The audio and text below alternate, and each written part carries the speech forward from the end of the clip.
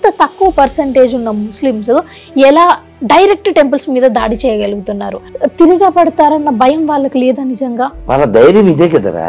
వాళ్ళు అప్పుడు ఇప్పుడు కూడా అలాగే ఉన్నారు. అప్పుడు ఎప్పుడో 1000 ఏళ్ల క్రితం గుళ్ళు ఆక్రమించి మసీదులుగా మార్చడం కాదు, జస్ట్ 2 నెలల క్రితం కూడా గుంటూరు దగ్గర ఓ శివాలయం మసీదు కింద మారిపోయింది.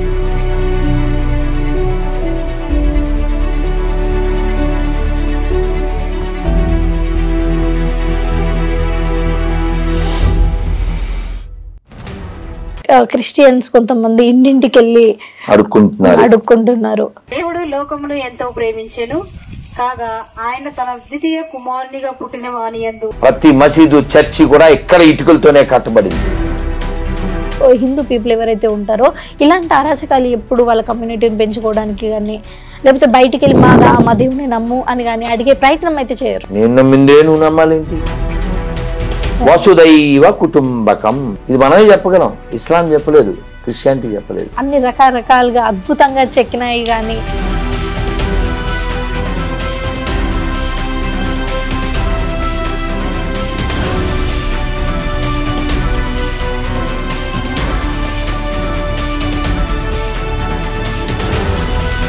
బృహత్తరమైన కట్టడాలు, చాలా శిల్పకళ కలిగినవి కేవలం మనమే ఎందుకుంటాయంటే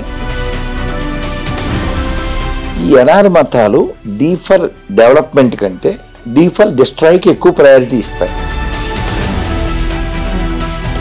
ఒక మసీదు మీద, చర్చి మీద గుడి కట్టడం అనేది ఉందా?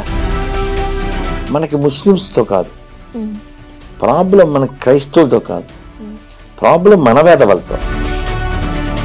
ఓంకారం పెట్టి అందులో చొక్క చెక్క 2 పెడతాడు ఈ చెక్కగాడు. మరి అన్ని సమానమని ఎలా అంటున్నావు సిగ్గు లేకుండా? మనకు అవసరమా? కానీ మనం స్ట్రాంగ్ గా ఉండాలంటే ఏం చేయాలి? ప్రతి ఇంట్లో ఒక రాధా మనోహర్ దాస్ పుట్టాలా? ఒక శివాజీ. అగర్ శివాజీ నా హోతే సారే హిందుస్థాన్ సుంతి పోయేగా. పేరింటే చాలు ఒక వైబ్రేట్. హిందువులు బాగా వినాలి. వందనము రఘునందన శ్రీధమా నాతో వాదమా లేక భేదమా ఆపై మోదమా.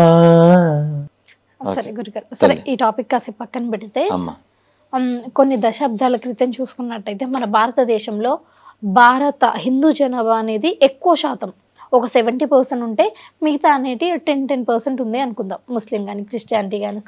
నేను చెప్తా, స్వతంత్రం వచ్చినప్పుడు మన దేశం 2 ముక్కలు అయినప్పుడు మనం 80+ ఉన్నాం. 80+ ఉన్నాం. ఇప్పుడు మనం 10 రాష్ట్రాల్లో మైనారిటీలు అయ్యాం. 30 రాష్ట్రాలు ఉంటాయి మనకి, 29, 10 రాష్ట్రాల్లో మైనారిటీ. ఎలా? అదే గురుగారు నా ప్రశ్న. నీ ప్రశ్నే నేను చెప్పేది. ఎలా? ఒకప్పుడు భారతదేశం అంటే హిందువుల యొక్క దేశం అనేలాగా ఇప్పుడు కూడా హిందువుల దేశమే. ఇప్పుడు కూడా. బట్ కానీ ప్రాబ్లం ఏంటి? ఈ ముస్లిం యొక్క జనాభా పెరుగుతున్నారు, హిందువులు మత మార్పిడి చేసుకుంటున్నారు. అటు పెరగడము ఇటు జారడం 2 జరుగుతున్నాయి. అలాగే క్రిస్టియన్స్ కొంతమంది ఇంటింటికి వెళ్ళి అడుక్కుంటున్నారు. అలాగే మనము ఈ కేరళ స్టోరీలో చూసుకున్నట్టయితే ముస్లిమ్స్ అమ్మాయిల్ని ట్రాప్ చేసి పెళ్లి చేసుకొని వాళ్ళ కమ్యూనిటీ పెంచుకోవడానికి. సో ఇన్ని అరాచకాలు చూస్తుంటే ఒక్కటి కూడా హిందూ పీపుల్ ఎవరైతే ఉంటారో ఇలాంటి అరాచకాలు ఎప్పుడు వాళ్ళ కమ్యూనిటీని పెంచుకోవడానికి కానీ లేకపోతే బయటికి వెళ్ళి మా దేవుని నమ్ము అని కానీ అడిగే ప్రయత్నం అయితే చేయరు. మనకి నేర్పలేదురా తల్లి.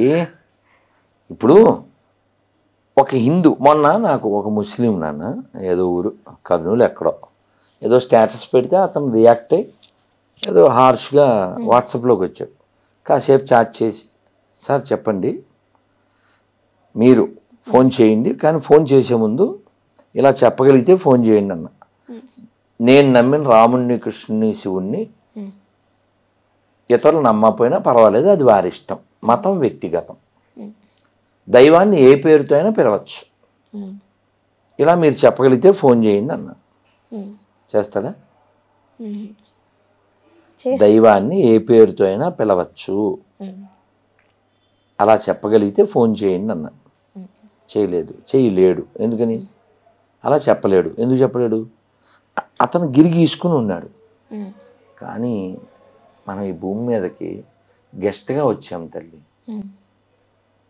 గెస్ట్గా వచ్చిన వాళ్ళం బెస్ట్ పని చేసి వెళ్ళాలి తప్ప, నేను దేవుణ్ణి నమ్మాను, అందరూ ఆ దేవుణ్ణి నమ్మాలి, నేను ఇవాళ బిర్యానీ తిన్నా అందరూ బిర్యానీ తినాలి, నేను మొక్కినట్టే మొక్కాలి, ఎందుకు వచ్చింది మా తల్లి? ప్రమాదం కదా అది. ఎవరికి అభిప్రాయం వాళ్ళకు ఉంటుంది, వాళ్ళని గౌరవిద్దాం. నేను నమ్మిందే నువ్వు నమ్మాలేంటి?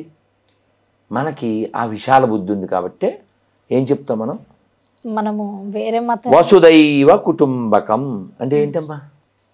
ఈ జగత్తంతా ఒక కుటుంబం. ఇది మనమే చెప్పగలం, ఇస్లాం చెప్పలేదు, క్రిస్టియానిటీ చెప్పలేదు. ఇంకోటి, ఈ ఇస్లాంలో కానీ క్రిస్టియానిటీ కానీ ఒకసారి దీన్ని చూసుకున్నట్టయితే, మన హిందూ దేవాలయాలు ఏతున్నాయో, ఎన్ని రకాలు ఉన్నాయో, ఎన్ని రకరకాలుగా టాలెంట్స్తో కానీ, ఇప్పుడు అనంత పద్మనాభ టెంపుల్ అయితే ఆ నాగబంధనం అనే ఒకటి స్పెషాలిటీ ఉన్నది. అట్లా ఒక్కటి కాదు, చెప్పుకుంటూ పోతే కొన్ని వందల టెంపుల్స్లో వాటి ఆర్కిటెక్చర్ కానీ, వాళ్ళు అప్పట్లోనే యూజ్ చేసిన టెక్నిక్స్, లేకపోతే ఒక్క రాయితోనే అంత పెద్ద టెంపుల్ని చెక్కడం, ఇవన్నీ కూడా మన భారతీయులతోనే సాధ్యం, మన హిందూతోనే సాధ్యం. ఎందుకంటే ఎక్కడ కూడా ఇప్పుడు అమెరికా జీసస్ క్రిస్టియానిటీ ఉందనుకోండి, ఓవరాల్గా అమెరికా మొత్తం క్రిస్టియానిటీని నేను నమ్మినా సరే, ఎక్కడ కూడా ఒక అద్భుతంగా అలా ఉండదు. లేకపోతే ముస్లింలో కూడా అన్ని రకరకాలుగా అద్భుతంగా చెక్కినాయి, కానీ వాళ్ళకి అంత టాలెంట్ లేదు అని కాదు. కాదు నాన్న, ఇప్పుడు విషయం మీరు గమనించండి. ప్రపంచంలో బృహత్తరమైన కట్టడాలు, చాలా శిల్పకళ కలిగినవి కేవలం మనమే ఎందుకుంటాయంటే, మనం ఎప్పటి నుంచో ఉన్నాం కాబట్టి.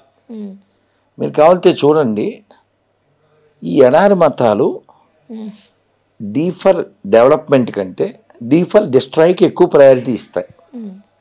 మీరు గమనించండి, ప్రపంచంలో ఎక్కడైనా ఒక మసీదు మీద, చర్చి మీద గుడి కట్టడం అనేది ఉందా? కానీ మన దేశంలో ఎన్నో వేల దేవాలయాలు ఆక్రమించి మసీదులుగా మార్చారు. సో వాళ్ళకి తెలిసిన పని వాళ్ళు ఎప్పటి నుంచో చేస్తున్నారు. ఇప్పుడు నేనేమంటే, ప్రాబ్లం మనకి ముస్లిమ్స్తో కాదు, ప్రాబ్లం మనకి క్రైస్తవులతో కాదు, ప్రాబ్లం మన వేదవులతో. ఎవరు మన వేదవులు అంటే సెక్యులర్ వేదవులు. సెక్యులర్ అంటే నపుంసకుడు అని అర్థం. ఇప్పుడు మతోన్మాది అనే పదానికి ఎవరు సూటబుల్? మన దేవాలయాన్ని కూల్చినోడు మతోన్మాది. మా దేవుణ్ణి నమ్మకపోతే నువ్వు నరకానికి వెళ్తావు అన్నవాడు మతోన్మాది. నువ్వు ఏ దేవుణ్ణైనా కొలుచుకోరా బాబు అని చెప్పేవాడు విశాల బుద్ధి కలిగిన వాడు, నాలాంటి వాడు కదా. ఈ దేశానికి అవసరం ఎవరు? విశాల బుద్ధి కలిగిన వాడు. ఈ ప్రపంచానికి అవసరం ఎవరు? విశాల బుద్ధి కలిగిన వాడు.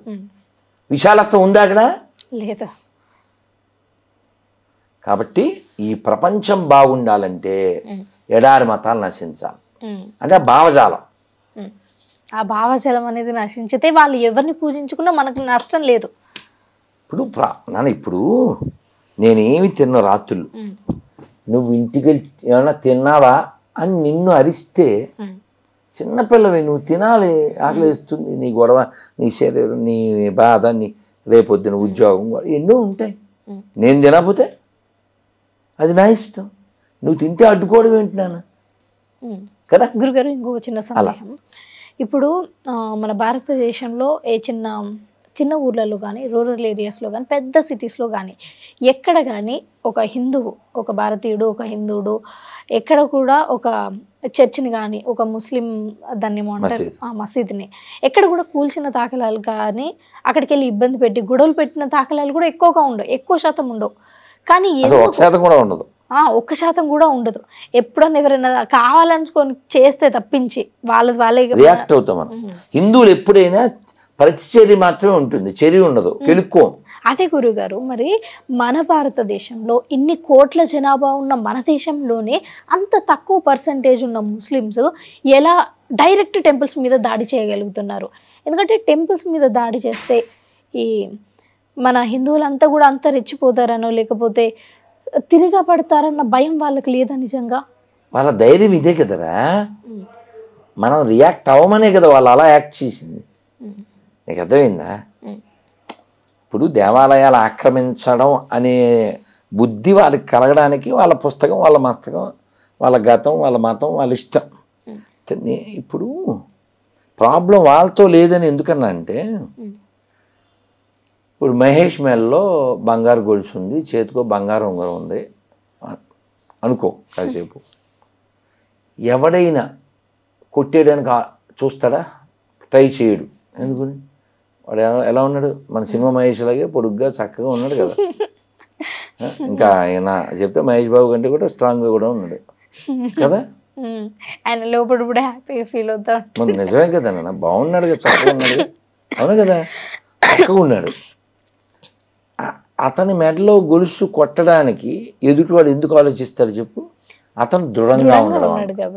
అదే ఓ ముసలమ్మ, నడువు వంగిపోయిన ముసలమ్మ మెడలో బంగారు గొలుసు చేశారనుకో, గొలుసు పోద్ది, ముసలిదే పోద్ది. అవును అవును. ఎందువల్ల అంటావు? దృఢంగా లేదు కాబట్టి, తిరగబడదు కాబట్టి. మన దేవాలయాలు కోల్పోవడానికి కారణం ముస్లింల దండయాత్రలు కాదు, మన బలహీనత. వాళ్ళు అలాగే ఉన్నారు అప్పుడు ఇప్పుడు కూడా, వాళ్ళు అప్పుడు ఇప్పుడు కూడా అలాగే ఉన్నారు. అప్పుడు ఎప్పుడో 1000 ఏళ్ల క్రితం గుళ్ళు ఆక్రమించి మసీదులుగా మార్చడం కాదు, జస్ట్ 2 నెలల క్రితం కూడా గుంటూరు దగ్గర ఓ శివాలయం మసీదు కింద మారిపోయింది. కాబట్టి వాళ్ళని మనం మార్చడం, వాళ్ళు ఏదో అయిపోవడం అదంతా కాదు. నువ్వు స్ట్రాంగ్గా ఉండాలి.